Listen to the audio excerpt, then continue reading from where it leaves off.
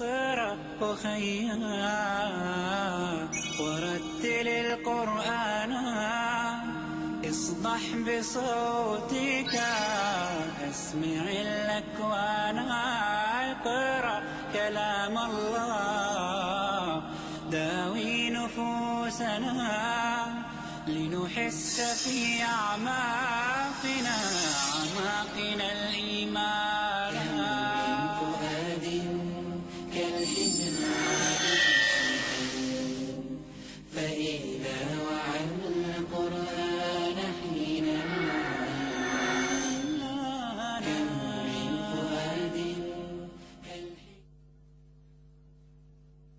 Alhamdulillah, wassalatu wassalamu rasulillah. All praise due to Allah, and may Allah's peace and blessings be on the last messenger of Allah.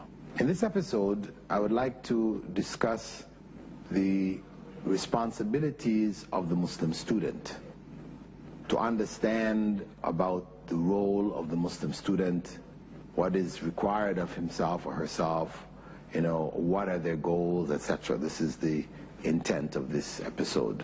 And we have to start from the basic command of the Prophet, may God's peace and blessing be upon him, talabul ilmi farida ala kulli Muslim, seeking knowledge is compulsory for every Muslim. This is our beginning point. Every Muslim is required to be a student.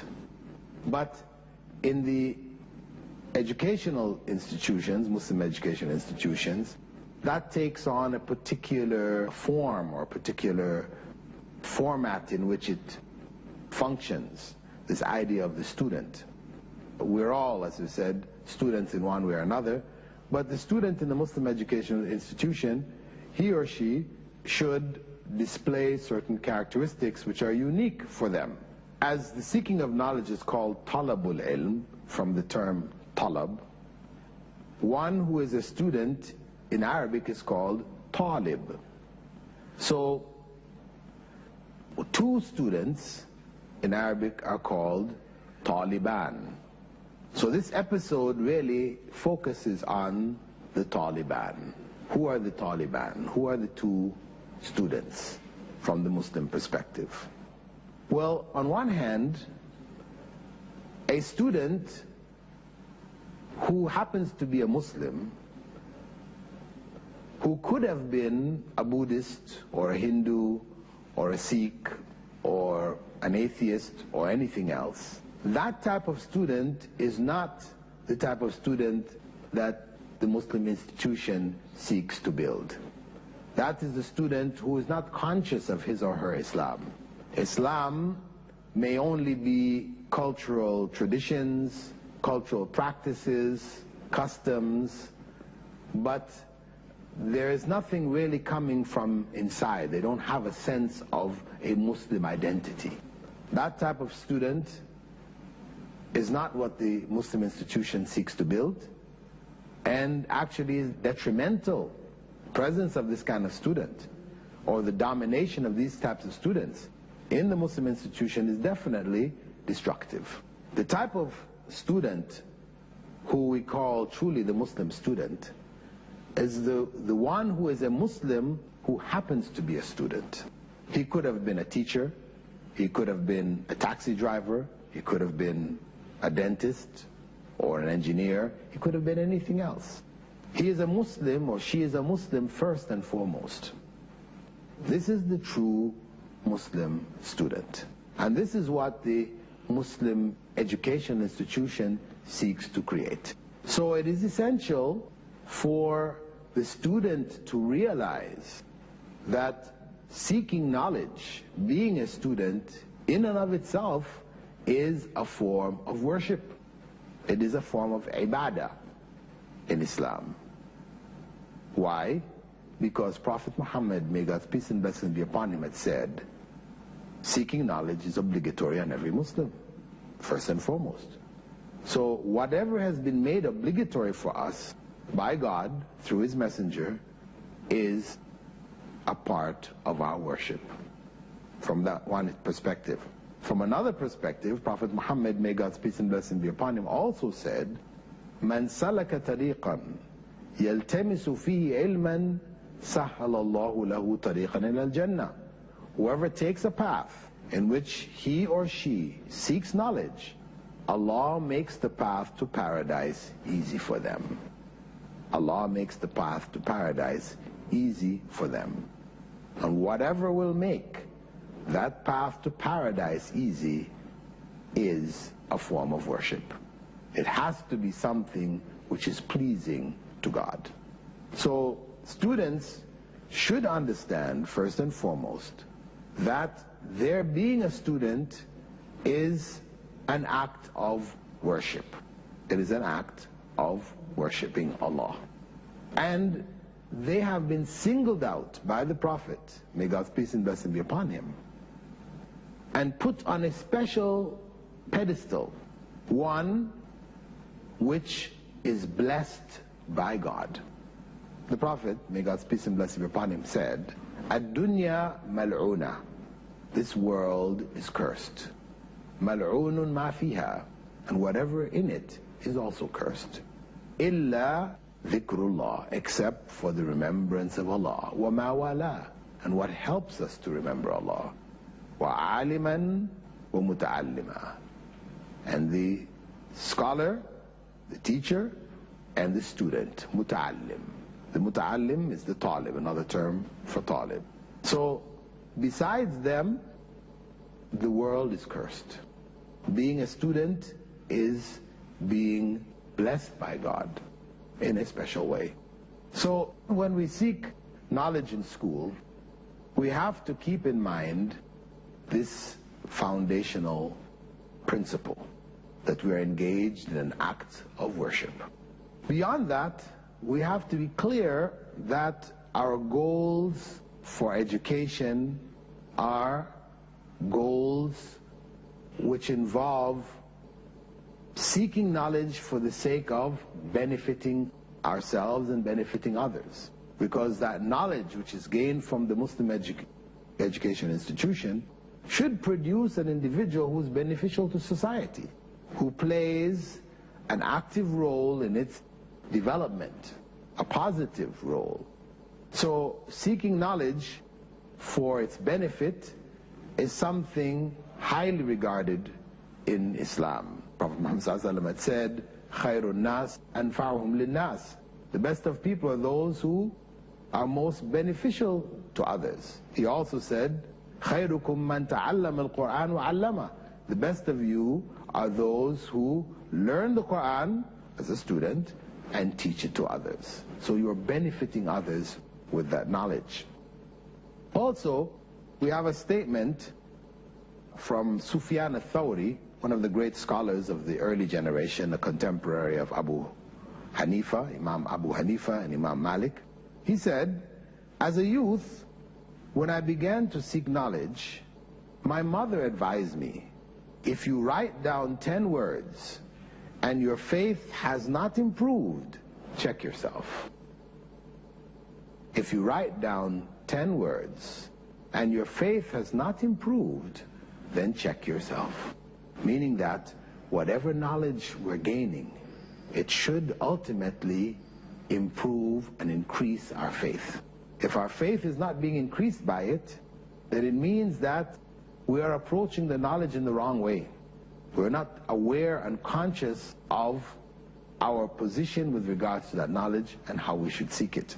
Also, we need to know that seeking knowledge for fame is something cursed. This is the dangerous route for a student, to seek knowledge so that he can be the most learned, that people would look up to him, admire him, etc., etc. Because Prophet Muhammad, may God's peace and blessing be upon him, had warned that among the first 3 groups of people who would be thrown into the hellfire at the end of this world would be a Muslim scholar. Where Allah would ask that scholar, "What did you do with the knowledge which I gave you?" And he will say, "Oh Allah, I taught the people. I informed them whatever knowledge you gave me, I passed it on to them, they benefited from it, and I disseminated your knowledge for your sake." And Allah will say, "No, you didn't do it for my sake. You did it so that you would be known as a great scholar, that people would admire you, that people would hold you in high esteem, people would clap whenever you spoke, people would be in awe whenever they saw you or heard your name, etc. That's what you sought. And you have received what you sought in the world. And there's nothing for you in the next world. And he will be dragged off on his face and thrown into hell. So seeking knowledge with the wrong intentions, destructive. It will break the very goal, the value, all the value that we seek from knowledge will be lost in the life to come. We may get from it things in this life, but from the next life we won't get anything. Now, how to be a successful student? First and foremost, as we said, we must have a sincere intention. Taqwa has to be there. We have to have a consciousness of God. Because if this is an act of worship, as we know, a basic principle in acts of worship is that one has to be conscious of God for that act to be truly considered worship. If one is not conscious of God, then the act is not worship anymore. It becomes a ritual, a blind ritual. So first step is one has to be conscious of God. One has to be aware that they're doing it for the sake of God. They're worshiping God through this act. Secondly, they have to be prepared to do hard work. They have to be hardworking. They have to give the best effort that they can. As the Prophet ﷺ said, إِنَّ اللَّهَ يُحِبُّ مِنْ أَحَدِكُمْ إِذَا عَمِلَ عَمَلًا أَنْ يُتْقِنَهُ. Indeed, Allah loves from each and every one of you, whenever you do a thing or anything, you do it to the best of your ability.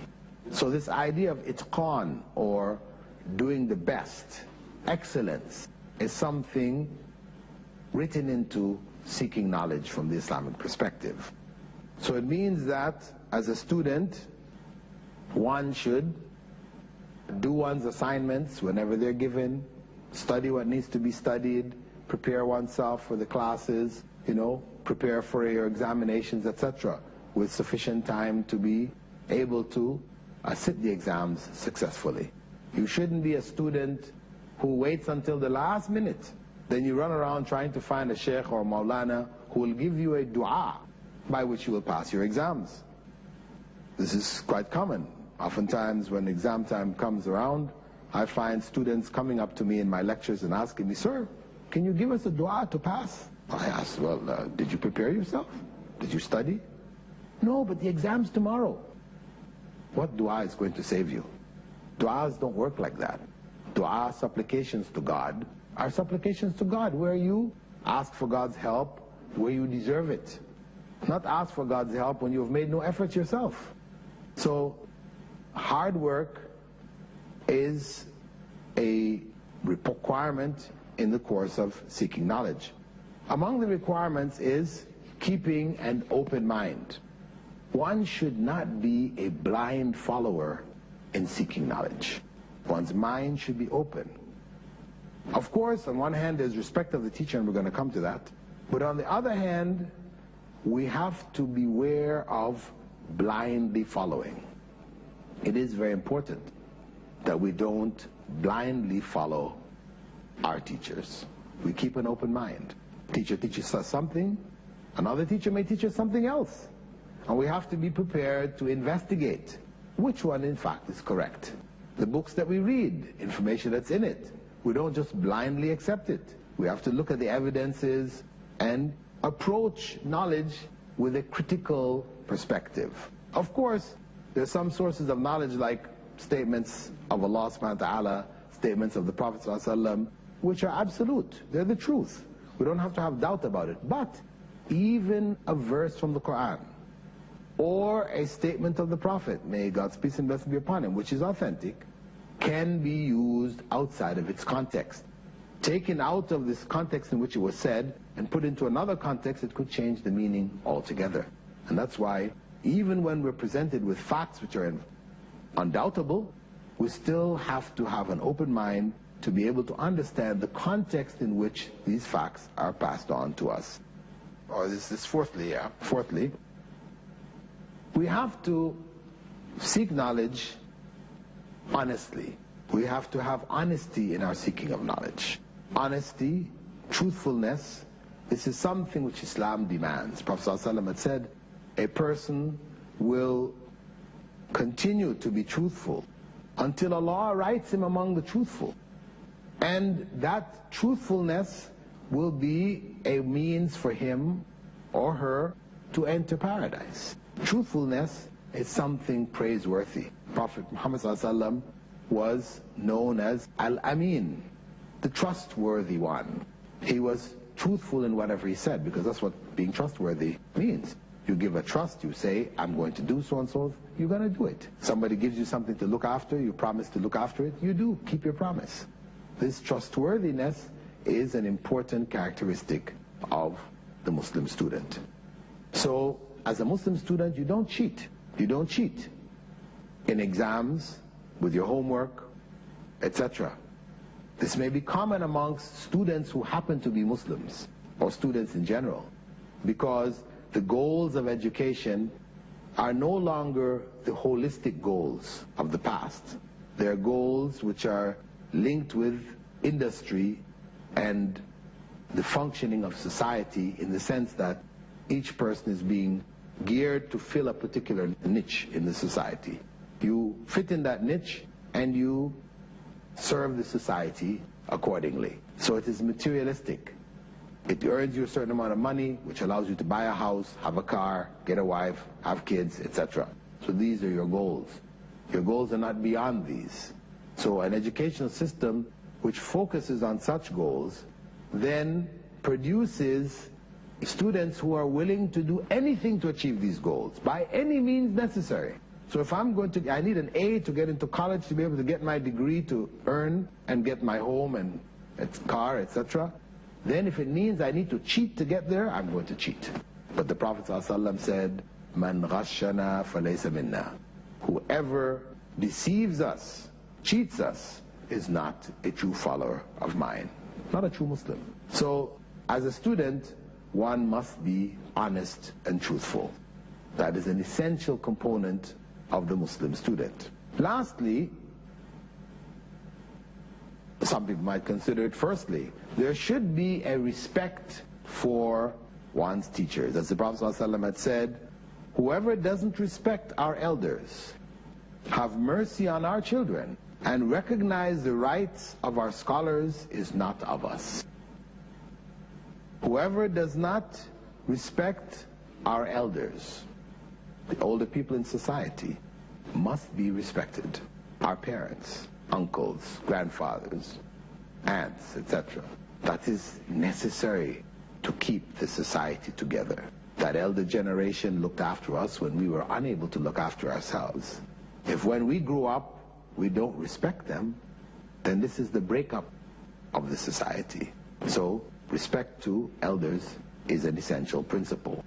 Also mercy to the children. The elders also need to be merciful to the children in dealing with them and raising them, etc. Mercy should be shown. Love should be shown. And thirdly, recognizing the rights of our scholars over us. Those who are teaching us, those who are the knowledgeable, they have to be held with respect. So students must respect their teachers. If they don't respect the teachers, they will not learn from them. And for adults, maybe for children, it's easier for them to look at their teachers in awe, and we know that, where students will respect their teachers even more than they respect their own parents. Parents tell them something, teachers tell them something else, they come back and say, teacher said, you know. What the teacher says tends to have even a greater impact on them than what their parents say.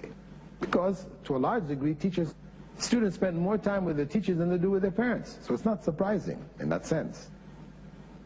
Also, they're reinforced by other students hearing and agreeing, and so they have sort of a peer group which respects that same individual, as opposed to you and that child, where it's only the child alone, respecting you. But in general, as I said, it is important for students to be taught respect for elders. For elder students, there's a tendency to judge teachers. I don't like the way that teacher presents topic. I don't like the way he talks. I don't like his accent. Whatever, I don't like the way she dresses. Female teachers, students might say, well, she doesn't dress properly and this, that, and the other. They may have other considerations that they don't like about their teachers. And as a result, they don't give them the respect which is due to them. And how does that affect the whole learning process? It affects it by way of them not giving full attention to their teachers. So they won't be able to take what the teacher has to give. They have a negative attitude towards the teacher, not realizing that the teacher has their role and their responsibilities to convey this body of knowledge.